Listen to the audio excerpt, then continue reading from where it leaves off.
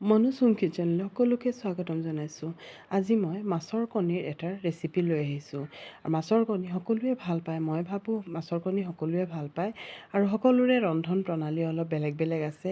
মই কিদৰে ৰান্ধিছোঁ আপোনালোকৰ লগত শ্বেয়াৰ কৰিছোঁ। যদি ভাল পায় তেতিয়াহ'লে প্লিজ কমেণ্ট কৰিব আৰু অলপ লাইক এটা কৰিব। আৰু এতিয়া মই মাছৰ কণীখিনি মই ভালকৈ ধুই ল'লোঁ। ধুই মেলি এইখিনি মই এইদৰে অলপ কৰি দিছোঁ। ইয়াত এটা স্কিন টাইপৰ কিবা এটা থাকে, সেইটো মই উলিয়াই পেলাই দিম। অলপ স্কিন টাইপৰ কিবা এটা থাকে, সেইটো মই খাবলৈ ভাল নাপাওঁ। এইটো মই গোটেইখিনি চেপি পেলাই উলিয়াই আৰু স্কিনখিনি পেলাই দিম। আৰু যদি মাছৰ কণী আৰু বহুত ধৰণে মাছৰ কণী বনাব পাৰি। মই আজি এটা এই ধৰণে বনাইছোঁ, আপোনালোকে আঁকোৱালি ল'ব বুলি আশা কৰিছোঁ। আৰু ইয়াত মই এইখিনি পেলাই এতিয়া ইয়াত মই পিঁয়াজখিনি অলপ একেবাৰে সৰু সৰুকৈ কটা পিঁয়াজ দি দিছোঁ। নহৰু 2-3টামান কাটি পেলাই দিছোঁ আৰু কেঁচা জলকীয়া ৰঙা এটা আছিলে, সেইটো এইদৰে সৰু সৰুকৈ কাটি পেলাই দি দিছোঁ। আৰু ইয়াত মই দিম জলকীয়া পাউডাৰ দিম, হালধি পাউডাৰ দিম আৰু অলপ জিৰা পাউডাৰ, ধনিয়া পাউডাৰ দিম আৰু অলপ কৰি দিম, নিমখ দিম। আৰু নিমখ মই অলপ দিছোঁ কাৰণ নিমখ মই পিছত গ্ৰেভিত ব্যৱহাৰ কৰিম। আৰু ইয়াত মই অলপ ময়দা দিছোঁ, বাইণ্ডিঙৰ কাৰণে দিছোঁ। যদি ময়দা নাথাকে তেতিয়াহ'লে বেচনো দিব পাৰে। মোৰ আজি ওচৰত বেচন নাছিলে, সেইবাবে মই ময়দা ব্যৱহাৰ কৰিছোঁ। দুয়োটা বস্তুৰেই বনাব পাৰি, যিটো থাকে আৰু ওচৰত। আৰু এতিয়া এইখিনি মই খুব ভালকৈ মিক্স কৰি ল'ম। খুব একেবাৰে ভালকৈ মিক্স কৰিব, যি ময়দাখিনি ভালকৈ যাতে লাগি যায়, মছলাখিনিও গোটেইখিনিৰ ভালকৈ যাতে লাগি যায়, এই ধৰণে পূৰা ভালকৈ মিক্স কৰি ল'ব। আৰু আপোনালোকে এইদৰে বনায়নে? যদি বনায় তেতিয়াহ'লে কমেণ্ট কৰিব।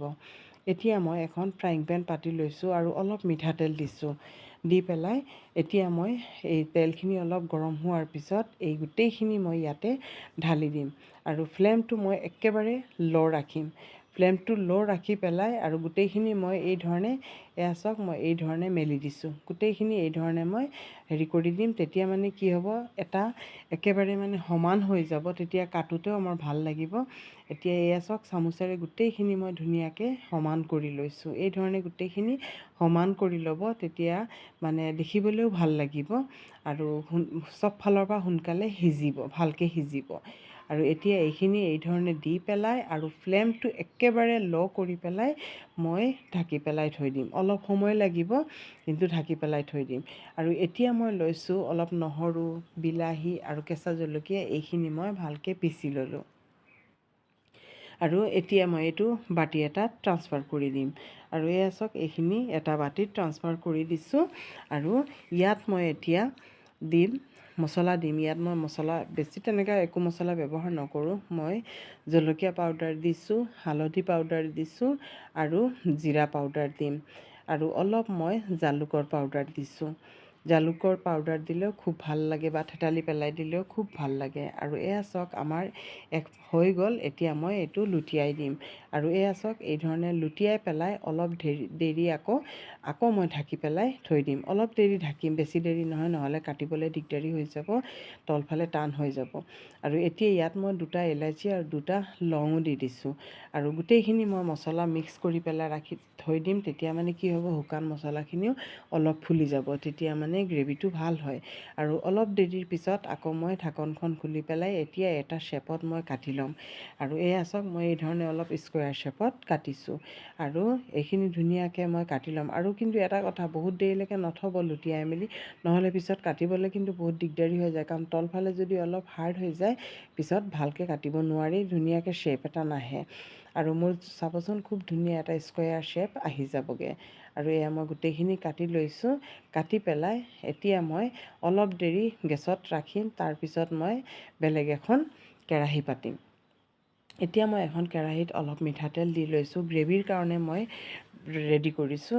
মিঠাতেল দি লৈছোঁ। দি পেলাই ইয়াত মই অলপ জিৰা দিছোঁ, গোটা জিৰা দিছোঁ। দি পেলাই এইখিনি ফুটাৰ পিছত তাৰপিছত মই ইয়াত অলপ পিঁয়াজ দি দিম। আৰু পিঁয়াজটো আগত মই অলপ পিচি পেলাই দিছোঁৱেই, আৰু ইয়াত মই অলপ তেলত দিছোঁ। দি পেলাই এইখিনি মই অলপ ভালকৈ ভাজি ল'ম।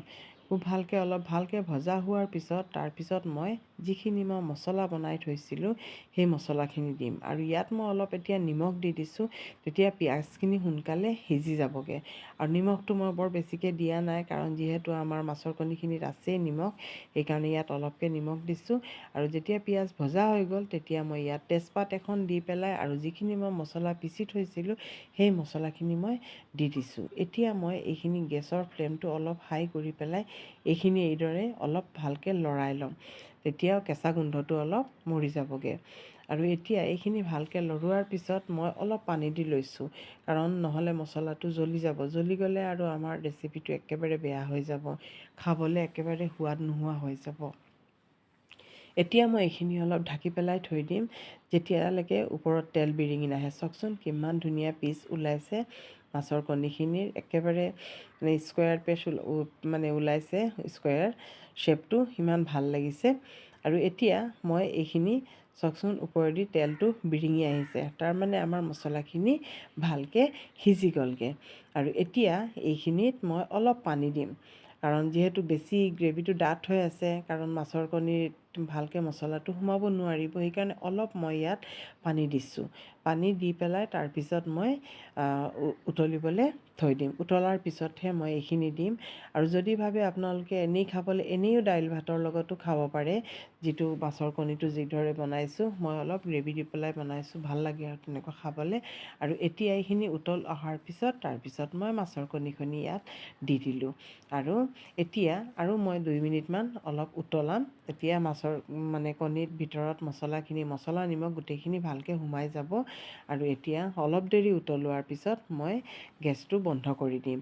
আৰু এয়া চাওক মই গেছটো বন্ধ কৰি দিলোঁ, আৰু আমাৰ গ্ৰেভিখিনি কিমান লোভনীয় হৈছে দেখিছে নহয়, কিমান ধুনীয়া হৈছে। এতিয়া মই এটা বউলত মই ট্ৰান্সফাৰ কৰিছোঁ। চাওকচোন, আপোনালোকে এবাৰ ট্ৰাই কৰি চাবচোন, বিশ্বাস কৰক বহুত টেষ্টি হয় খাবলৈ। আৰু কেনেকুৱা পালে কমেণ্ট কৰিব।